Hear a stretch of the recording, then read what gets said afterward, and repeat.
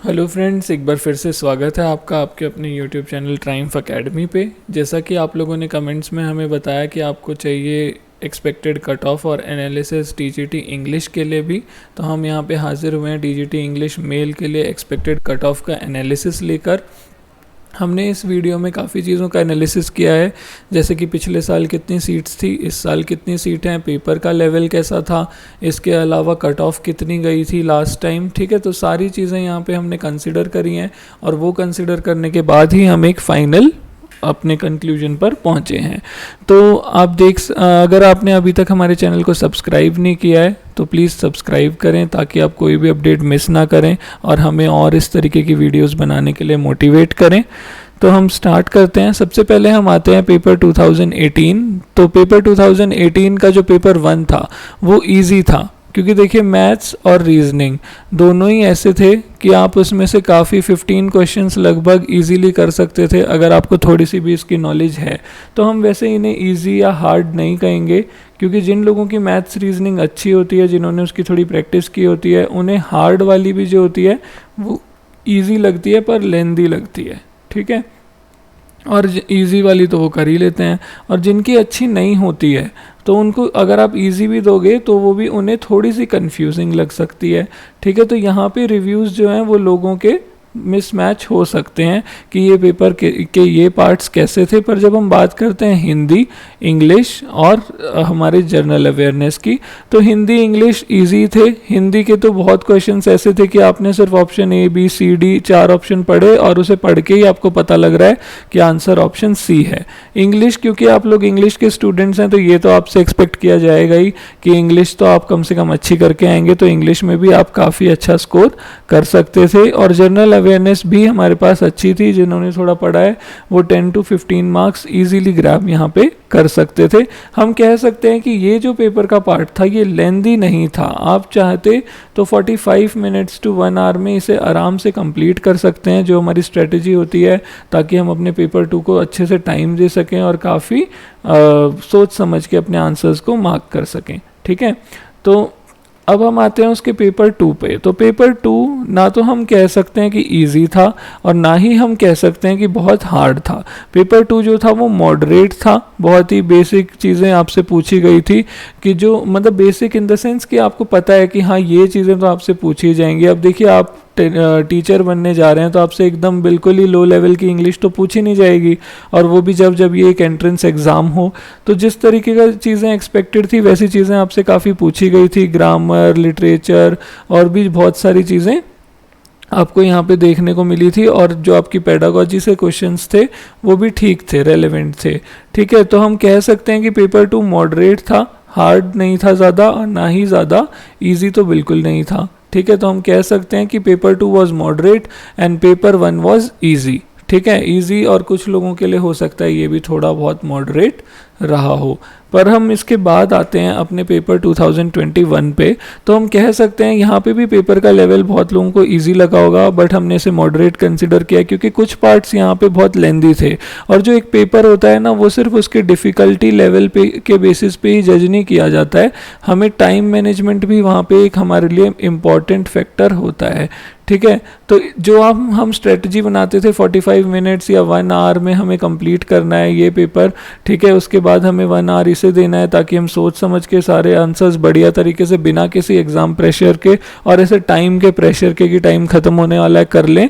तो वो यहाँ थोड़ा मुश्किल है। जिन्होंने पूरा पेपर अच्छे से अटैम्प्ट किया है मतलब जो रिव्यूज़ हमें मिले हैं उसके अकॉर्डिंग हम आपको बता रहे हैं कि उन्हें 1 आवर से लेके 1 आवर 10 मिनट्स तक का टाइम तो यहाँ पे लगा ही है, जिसमें उन्होंने फिर भी कुछ ना कुछ छोड़ा ही होगा। हाँ, कुछ क्वेश्चंस इजी थे, जैसे मैथ्स है, रीजनिंग है, तो 12 क्वेश्चंस 13 क्वेश्चंस तो आप आराम से यहाँ कर सकते थे अपने टाइम लिमिट में ही। पर 5 से 6 क्वेश्चन आपको दोनों सेक्शंस में ऐसे मिलेंगे जो थोड़े से लेंदी थे, टाइम कंज्यूमिंग थे। लेंदी होने के साथ वो थोड़े इजी अपीयरिंग भी थे, ताकि आप उनको अटेम्प्ट करो। ये DSSB का यहाँ पे मोटिव मेरे हिसाब से यही रहा होगा कि स्टूडेंट्स को जो क्वेश्चन इजी दिखता है ना, वो उस पर कॉन्फिडेंस गेन कर जाते हैं कि ये तो हमें आता है, तो वो उसे सॉल्व करेंगे। अब कुछ क्वेश्चन ऐसे होते हैं जो इजी होते हैं पर उनका प्रोसीजर काफ़ी बड़ा होता है, आता होता है आपको, पर उसे सॉल्व करने में टाइम लग जाता है। तो आपका टाइम मैनेजमेंट भी यहाँ पे ज़रूरी था। तो पेपर 1 इस तरीके का आया है। पेपर 2 अगेन मॉडरेट ही है, ना ज़्यादा इजी आया है ना ही ज़्यादा डिफ़िकल्ट आया है। इस बार बस जो हमें देखने को मिला है वो है कि काफ़ी सारे क्वेश्चंस यहाँ पे ग्रामर से हमें देखने को मिले हैं, ग्रामर से देखने को मिले हैं। हमने जितने लोगों से पूछा है उस हिसाब से हमें पता लगा है कि 25% paper was easy and 75% it was moderate. ठीक है, तो मॉडरेट पेपर था। ग्रामर से काफ़ी चीज़ें आई थी, जिसने अपने कॉन्सेप्ट अच्छे से क्लियर किए हुए थे ग्रामर के, उन लोगों को यहाँ पे अच्छा बेनिफिट हुआ होगा। ठीक है, कुछ लोग ग्रामर ज़्यादा नहीं देख के गए होंगे। वैसे आप लोग इंग्लिश के टीचर्स बनने वाले हैं तो इंग्लिश के स्टूडेंट से ये एक्सपेक्ट किया ही जाता है कि सबसे पहले उनकी ग्रामर तो अच्छी होती ही है, उसके बाद ही वो आगे किसी चीज़ पे बढ़ते हैं। तो यहाँ हम कह सकते हैं कि पेपर का लेवल मॉडरेट ही था। तो हम कह सकते हैं कि 2018 और 2021 के पेपर्स को जब हम कंपेयर करते हैं तो हमें कुछ इतना ज़्यादा यहाँ डिफरेंस देखने को नहीं मिल रहा। अगर कुछ चीज़ें यहाँ इजी थी तो कुछ यहाँ बढ़ गई हैं, कुछ यहाँ इजी था तो कुछ यहाँ डिफ़िकल्ट था। तो पेपर का लेवल हम लगभग कह सकते हैं कि सेम सा ही था। ठीक है, हो सकता है आपका ओपिनियन हो कि नहीं इस बार पेपर हार्ड था, इस बार डिफ़िकल्ट था, तो वो देखिए हमारी साइकोलॉजी होती है, सबकी साइकोलॉजी अलग अलग होती है। हम यहाँ पे बात कर रहे हैं जो हमने ओपिनियंस लोगों के देखे हैं और उसके अकॉर्डिंग एक जो एवरेज ओपिनियन पे हम आए हैं कि पेपर का लेवल ज़्यादा चेंज नहीं हुआ था। ठीक है, और ना हम इससे हमारा मतलब ये नहीं है कि पेपर दोनों इजी थे, ना ही दोनों पेपर इजी थे, ना ही दोनों पेपर हार्ड थे। दोनों पेपर अपनी जगह पर सही थे जैसे भी थे। ठीक है, मॉडरेट थे। तो अब हम ज़रा देखते हैं कि सीट्स का कितना इंक्रीज़ हमें यहाँ देखने को मिल रहा है मेल्स में। तो आप देख सकते हैं 2018 में 180 सीट्स थी, बट 2021 में 483 सीट्स हैं, यानी 303 सीट्स आपको इंक्रीज़ होके मिली हैं, लगभग 2.5 टाइम्स। 93 से ओबीसी की सीट 277 हो गई है, यानी लगभग 3 टाइम्स। 49 से एससी की सीट्स में हमें ज़्यादा बड़ा चेंज देखने को नहीं मिला है, बट अच्छी बात ये है कि ये इंक्रीज़ ही हुई हैं, सोशल साइंस की तरह डिक्रीज़ नहीं हुई हैं। एसटी कैटेगरी में हम देखते हैं सीट्स अगेन बढ़ी है 3 टाइम्स। देन उसके बाद पीडब्ल्यूडी की सीट्स भी 3.5 टाइम्स इंक्रीज हुई हैं। तो आप देख रहे हो कि सीट्स इस बार इंक्रीज हुई हैं। और पीईडब्ल्यूएस की भी 48 सीट्स इस बार ऐड हुई हैं। तो आप देख सकते हो 367 सीट्स जो लास्ट ईयर थी 2018 में, उससे अब हमारे पास नंबर ऑफ सीट्स कितना ज़्यादा है, 170 सीट्स। तो आप एक बात खुद सोचिए बिना किसी के एक्सपेक्टेड कट ऑफ रिव्यू को देखे या कुछ भी, जब सीट्स इतनी ज़्यादा इंक्रीज हुई हैं तो कट ऑफ बहुत ज़्यादा इंक्रीज या बहुत ज़्यादा डिक्रीज या इंक्रीज डिक्रीज क्या होगी वो आप खुद भी सोच सकते हैं कि ये जो फैक्टर है इसका कुछ ना कुछ असर आपके कट ऑफ पे कैसा पड़ेगा कि वो कुछ ना कुछ डिक्रीज ही होगी। ठीक है, तो पेपर का लेवल हम कह रहे हैं सेम था, सीट्स हम कह रहे हैं बहुत इंक्रीज हुई है। ठीक है, तो इस हिसाब से तो हमें यही लगता है कि हमारी जो कट ऑफ है वो क्या होनी चाहिए, डिक्रीज होनी चाहिए। पर कितनी होनी चाहिए वो हम देखते हैं। तो पहले ज़रा हम कट ऑफ देख लेते हैं।